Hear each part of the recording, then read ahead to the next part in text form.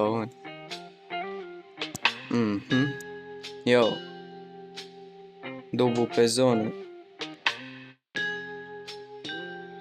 o bucățică bună. Yo, yeah. MC Cante, știi că sunt magic. Când intru pe beat pentru voi cam tragic. E ușor, nu trebuie să magit. Ploapele mici te fac cât ai clipit.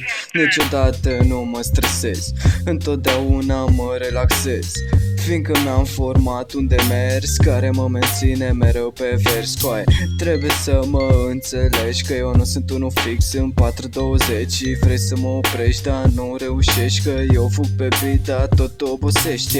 Joacă de copii, mă simt maestru, vin din mediu astral, simt extraterestru. În viață exist doar eu și restul. Rap de milioane, păstrează restul. Gata, că v-am ascultat destul, e rândul meu să vă dau testul. Și acum stai și analizează-mi textul, dar tu ești pe lângă, nu înțelegi contextul.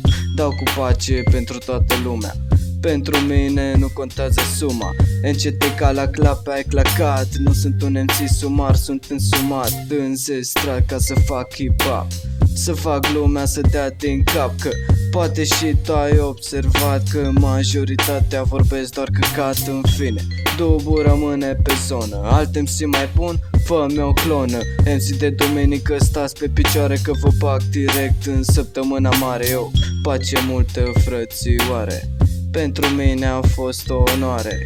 Aș mai sta puțin la taclale, dar pentru moment dubu dispare.